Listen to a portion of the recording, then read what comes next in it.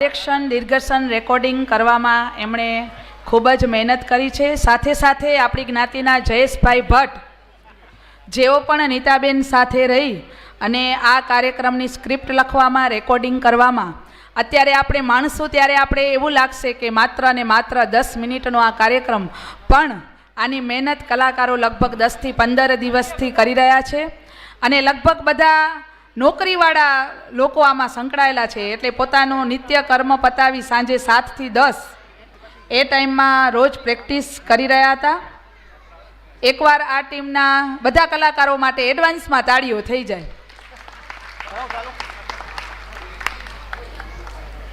તો માણીએ નાટક ઉત્થાન.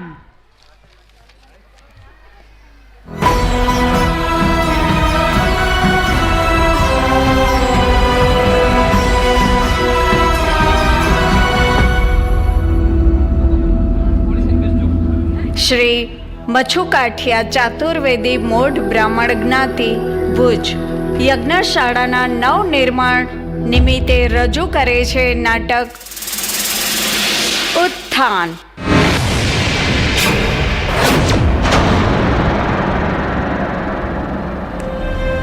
અને આ નાટકમાં ભાગ લેનાર કલાકારો છે, પતિ પત્નીના કિરદારમાં આવે છે શ્રી પ્રકાશભાઈ, શ્રીમતી રક્ષાબેન ભટ્ટ.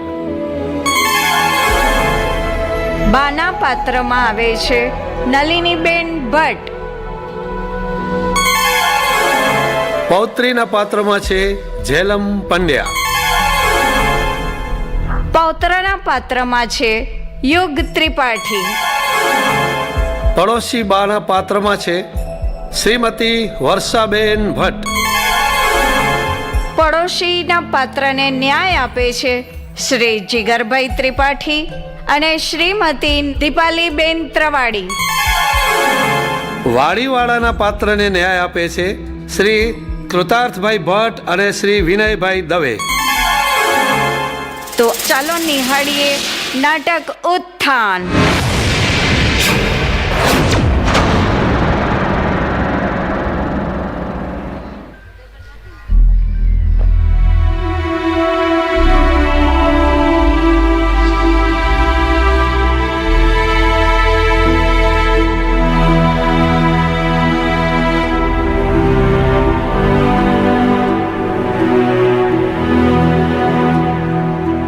અરે સોનુની મમ્મી, તું તૈયાર છે ને?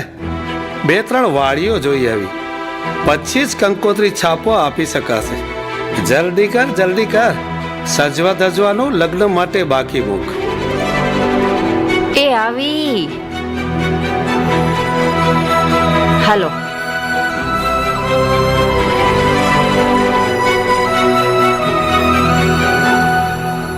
ભાઈ, મારી દીકરીના લગ્ન વૈશાખ મહિને લેવાના છે, તો એ માટે આપની વાડી જોઈતી હતી. જુઓ ભાઈ, આપીએ તો ખરા, પણ જો અમારી જ્ઞાતિનો કોઈ પ્રસંગ આવે તો તમને ના આપી શકીએ. ને જુઓ, 50,000 ડિપોઝિટ મૂકવી પડે. આ તો અઘરું. પછી છેલ્લી ઘડીએ શું કરવું? ના ના, ચાલો ને બીજે પૂછીએ.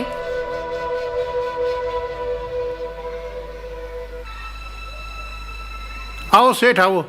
એ પાણી લાવ. બોલો બોલો, શું કહો છો? ભાઈ, મારી દીકરીના લગ્ન લેવાના છે, તો વાડી જોઈએ છે. ક્યારે જોઈએ છીએ વાડી? વૈશાખ મહિને જોઈએ. ઓહો, આ સમયે અમારી જ્ઞાતિમાંથી કોઈ જો બુક નહીં કરાવ્યું હોય તો તમારી જ. બસ હમણાં તો 1 લાખ ડિપોઝિટ આપી બુક કરાવી દો, પછી જોઈએ. પણ પછી તમારી જ્ઞાતિના પ્રસંગો આવે તો ખાલી તો કરાવો ને. હા બેન, ઈ તો એવું છે ને, પેલા ઈ જ જોવું પડે ને.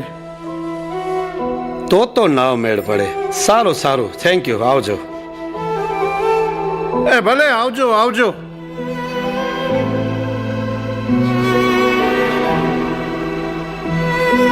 કહું છું, જો આપણી વાડી હોય તો આ ઉપાધિ તો નહીં ને? વાડી ખાલી કરવાની ઝંઝટ તો નહીં? હા, કામ તો ચાલુ જ છે અને થશે પછી તો ચિંતા જ નથી.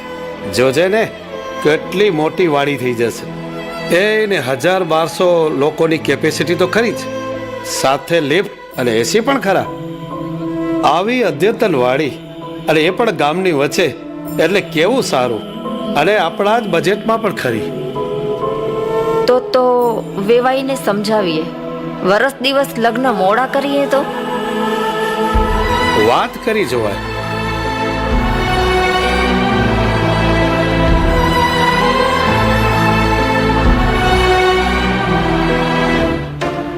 શું લમણે હાથ દઈ બેઠા છો? કોઈ જા જા વાલા મોઈ, આવું શું અપશુકનિયાળ બોલતી હોઈશ? આ તો વિચારતી હતી કે મારી પોતરીના લગ્ન લીધા તી વાડી કઈ રાખશું. મને તો મારા લગ્નના દી યાદ આવી ગયા. એને ઘર આંગણે માંડવો નાખ્યો તો ને બધી ગોરણિયું સજી ધજીને આવી હતી. મારી માં તો કહેતા કે દીકરીનો માંડવો આંગણે પડે ઈ સારું, પરણીને મૈયરથી વિદાય થાય ને મરીને સાસરેથી હો, આવું કહેતા. બોલો, આણામાં સાડી બધી લાલ લીલી પીળી, ધોળું ફૂલ જેવું પાનેતર ને લાલ લાલ ભાત. અલી હવે તો પાનેતર જ ક્યાં પહેરાય છે? પેણવા બેઠેલી દીકરી પણ એને ગમે એવા કલરના ચણિયા ચોળી પહેરી બેસે. પાછું 2 માણાનું મેચિંગ તો ખરું. પણ બા, તમે તો કેતા વાડી, પણ તમારી વાડીને તો જગનશાળા કેતા હે? હા, તી જગનશાળા જ કહેવાય ને. બા, યજ્ઞશાળા. હું ઈ જ તો કહું છું, જગનશાળા. હા, ત્યાં પંચટડીની વચ્ચે કોરટની સામે જૂની જગનશાળા, એને મોટા 2 રૂમ ને જૂનું પીપળાનું ઝાડ. યાદ આવે હો, જમવા જવાનું હોય તઈએ નીચે બેસી જમવાનું. છાશ અથાણું ઘરેથી લઈ જતા ને કઈક તો થારી વાટકાએ લઈ જઈએ. એ જો સાંભળો, મજાની વાત ઈ છે કે ચમચીની જગ્યાએ દાંતણ લઈ જાય. બોલો, તે યજ્ઞશાળામાં જઈને દાંતણ કરવું એવો નિયમ ખરો હે બા? એ જા જા હવે, એ તો ખીચડીમાં ઘી નાખીએ તે હલાવી પડે ને, એટલે પછી અથાણું છાશ લઈ સબડકા ભરીને ખાઈએ. એને જામો પડી જાય હો. તો એ સમયે સમાજની જગનશાળામાં બીજી આપણે કઈ કઈ પ્રવૃત્તિ કરતા? હા, જો સારા માઠા પ્રસંગે જમવાનું તો ખરું, સાથે ભણતા છોકરાઓને ચોપડા આપતા. નાતના ઉત્થાન માટે બધા ઘરડા જુવાન ભાઈઓ ભેગા થઈ કામ કરતા. હવે છોડ જૂની વાતો. મને તો થાય છે કે હવે નવી જગનશાળા કેવી બનશે? સેફલી તો લઈ શકાશે ને? બા, સેલ્ફી સેલ્ફી. હા, ઈ જ. સરસ તૈયાર થઈએ તો મોબાઈલમાં ફોટો તો લેવો પડે ને. તી હે બેટા, આ નવી જગનશાળાનું કામ કેટલે પહોંચ્યું? તું જોઈ આવ્યો? મારા પપ્પાને પાણી તો પીવા દો, પછી બધું કેસે. બા, તમને ઘરની ચિંતા નથી ને, એટલે ગામની ઉપાધિ કરો છો. તી થાય જ ને.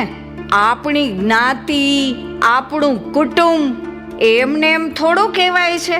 આ તારા બાપને પૂછ, આ વાડી બનાવવા, ફંડફાળા ઉઘરાવવા કેવી ને કેટલી દોડાદોડ કરે છે. હા બેટા, આ સાચું કહે છે. ભૂકંપ પછી આપણી જ્ઞાતિની વાડી બનાવવા આપણા વડીલોએ ખૂબ જ જહેમત ઉઠાવી છે. હું પણ એ જ તો કહું છું. બા, શેની વાતો કરો છો? મને સાંભળવી છે. બેટા બેસ બેસ, તું પણ બેસ. આજે મૂડ છે તો વાર્તા સંભળાવી દઈએ. એ છોરા, આ વાડીનું કામ કેટલું થયું ઈ કે ને પછી આ વાડીમાં પ્રસંગો સિવાય શું કરવું ઈ પણ કે. હા, યાદ આવ્યું, પેલા ગાયત્રી મંદિરનું શું થયું? એ તો બગીચા પાસે એમ જ ઊભું છે બા. છાનો માનો બેસને, ખબર ન પડતી હોય તો. હું તો આ ભીડભંજન વાળા, આશાપુરા ચોક વાળા આપણી જ્ઞાતિના ગાયત્રી મંદિરનું કહું છું. હા બા, એના પણ જીર્ણોદ્ધારનું કામ તો ચાલુ જ છે. શું ચર્ચા કરો છો? આવો આવો, ખરા સમય જ આવ્યા છો. આ છોકરાઓને યજ્ઞશાળા ને મંદિરની વાતો જ કહેતો હતો. પપ્પા, તમે તો કહેતા હતા કે યજ્ઞશાળા, તો આપણી વાડીને હોલ કે વાડી ન કહેતા યજ્ઞશાળા કેમ કહેવાય છે? એ તો બાને જ વધારે માહિતી છે. બા, છોકરાઓને સમજાવો ને. અરે મારા છોકરાઓ આજે મોબાઈલ મૂકી નાતની વાતો વિચારવા લાગ્યા. આવો બેસો કહું. યાદ છે, જ્યારે નાતમાં રસોઈ બનાવીએ ત્યારે એક ગોખલામાં દીવો પ્રગટાવીએ અને એ અખંડ દીપ જ્યાં સુધી બધા જમીને ના જાય ત્યાં સુધી ચાલુ રહે. યજ્ઞ એટલે હવન. પેલા યજ્ઞ કુંડમાં અખંડ અગ્નિ પ્રગટતો રહે. સવારે નાઈ ધોઈ એમાં વડીલો આહુતિ આપતા ને થોડો અગ્નિ ઘરે લઈ આવે. ઘરમાં રસોઈ બની જાય ત્યારે અગ્નિ જમાડતા. હે બા, એટલે આજે ગેસ ને ભાત ઘી જમાડો છો? હા બેટા, હવે અખંડ અગ્નિ ક્યાં છે? એટલે જ જન્મથી મરણ સુધીની દરેક ક્રિયામાં જ્યાં અગ્નિની જરૂર હોય ત્યારે જ્ઞાતિમાંથી જ અગ્નિ લેવાતો. એટલે આપણે અગ્નિહોત્રી પણ કહેવાઈએ છીએ. હા બોલ ને ભાઈ, હવે વાડીનું શું થયું? બા, અત્યારે જે યજ્ઞશાળા બને છે એ જગ્યા તો એ જ છે. આવું તો બહુ ઓછું બને કે એક વાડી બબ્બે વખત એક જ જગ્યાએ ઊભી થતી હોય. હા, સાવ સાચે. હમણાં તો તમારી વાડી બહુ જબરી બનવાની છે હો. સાંભળ્યું છે કે એસી વાડી બનશે. હે, સાચે જ? હા બેન, હવે આ જુવાન છોકરાઓ આધુનિક સગવડ સાથે વાડીનું નિર્માણ કરે છે. લિફ્ટ અને એસી વાળી ગામની વચ્ચે આ પહેલી જ વાડી બનશે. હે, લિફ્ટ વાળી? આ તો બહુ સારું. હવે ગુડા ક્યાં કામ કરે છે? તે 2 માળ ચડાય નહીં. પણ પછી આ વાડીનો ઉપયોગ માત્ર બ્રાહ્મણ પૂરતો જ મર્યાદિત છે કે અમને પણ મળશે? હા ભાઈ, કેમ નહીં મળે? મળશે જ ને. ઉપરના માળે 10 રૂમ એસી વાળા, નીચે સરસ રસોડું ને 2 મોટા હોલ તો ખરા જ. જેથી આ રણોત્સવમાં બહારથી ગાડી ભરીને યાત્રાળુ આવે છે ને, એમને પણ બેડિંગની સગવડ સાથે વાડીના રૂમ આપી શકાય. હા, તે સાચી વાત છે ને. આવક પણ થાય તો આપણા છોકરાઓને ઘણી બધી સગવડ રહે. ક્લાસીસ કરાવી શકાય. તે તું વાત તો કરજે જો આપણા પ્રમુખને. આ એસી વાડીમાં તો હું છોકરાઓને ગીતાજીના પાઠ શીખવાડીશ હો. એમાં music class, drama class, art and craft એવું પણ શરૂ કરી શકાય.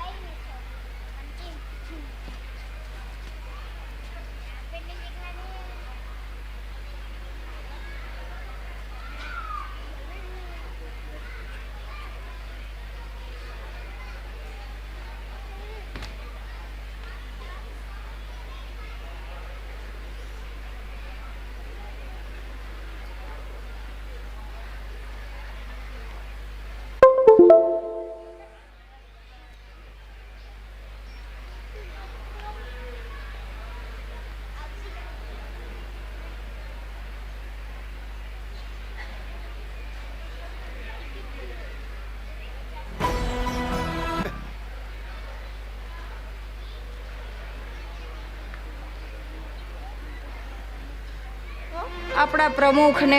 આ એસી વાડીમાં તો હું છોકરાઓને ગીતાજીના પાઠ શીખવાડીશ હો.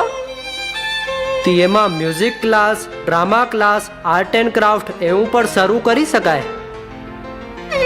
પપ્પા, ઇન્ડોર ગેમ્સ પણ થાય ને? કેરમ, ચેસ જેવી રમતો રમાય તો હું મોબાઈલને હાથ જ ન લગાડું. હા, સીવણ ક્લાસ, ભરત ગૂંથણના વર્ગો પણ ચાલુ કરી નાતની બહેનોને આર્થિક પગભર કરી શકાય. મેં તો સાંભળ્યું છે કે મોદી સાહેબ સિલાઈ મશીન આપે છે, તો થોડા વસાવી લઈએ, કામ તો થઈ જ શકે. મને ફેશન ડિઝાઇનર બનવું છે, તો જો નાત આ સગવડ આપે તો અહીં જ શીખી લઉં, કેમ બા? પણ પેલા વાડી તો ઊભી થવા દે. ભાઈ, બીજી વાડીવાળા તો જો આપણે વાડી બુક કરવી હોય તો કરે ખરા, પર જો એમની જ્ઞાતિનો કોઈ કાર્યક્રમ આવી જાય તો આપણે ના પાડી દે. બોલો, તમારી આવી ગામની વચ્ચે સગવડવાળી વાડી જો ક્યારેક જોઈતી હોય તો અમને આપો તો ખરા ને?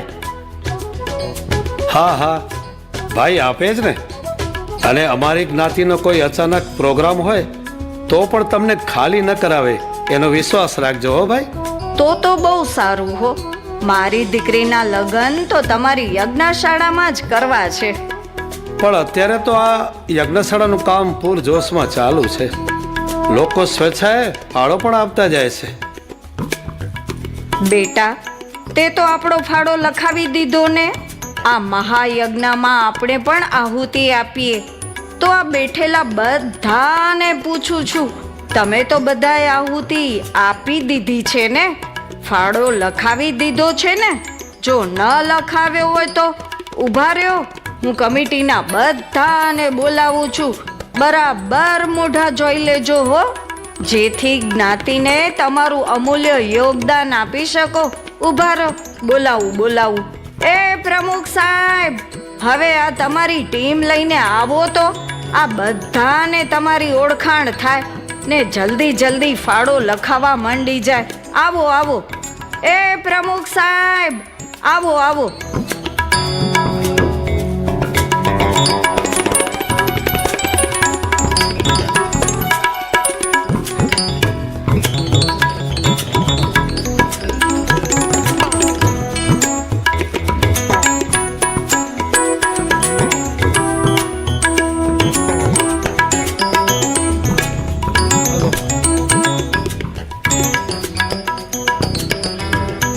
સર્વે જ્ઞાતિજનોને મારા ખૂબ ખૂબ પ્રણામ.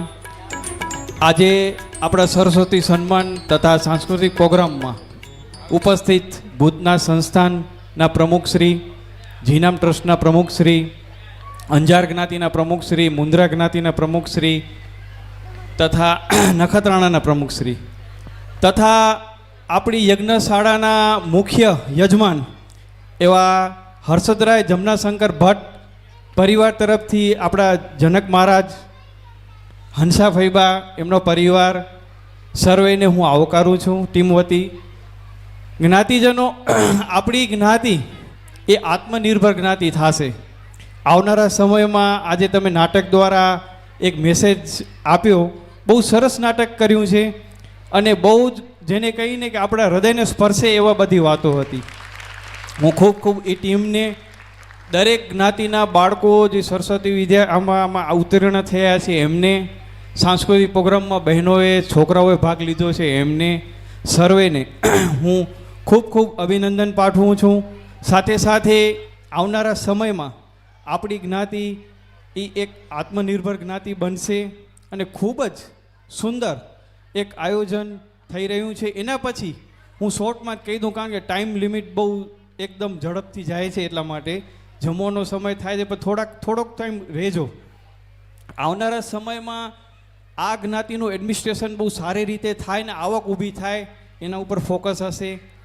1 કે 2 વર્ષ જ્ઞાતિ બની જાય ત્યારે, અથવા તો એનાથી પહેલાં આખી જ્ઞાતિને ડિજિટલાઇઝ, કે આપણી આખી જ્ઞાતિ આપના આવનારા સમયમાં બાળકો આપણા છે ને બધા ડિજિટલ બાળકો છે, તો એ એક સુવિધા ઓનલાઈન આપણે કરશું. એમાં આપ સપોર્ટ આપજો. હું સર્વેને પૂરી ટીમ વતી નતમસ્તક નમન કરું છું કે આપના બધાના સપોર્ટથી, આપના બધાના વિશ્વાસથી અમારી સમગ્ર ટીમ અત્યારે આ ઉમદા કાર્ય કરી રહી છે. મને વિશ્વાસ છે કે આવો ને આવો તમે ખૂબ અમને સાથ સહકાર આપશો, અમારા પર વિશ્વાસ રાખશો. દરેક ટીમના સભ્યોને મારી એક વિનંતી છે, જ્ઞાતિજનોને, એક વખત આ ટીમ છે ને એના લીધે આ બધા સારા કાર્યો થાય છે. એક વખત ઊભા થઈને આ ટીમને વધાવો, ખાલી કે આ ટીમને પ્રોત્સાહન મળે. સમગ્ર ટીમને હું, સમગ્ર જ્ઞાતિને હું નતમસ્તક પ્રણામ કરું છું. અસ્તુ. મોઢેશ્વરી માત કી જય.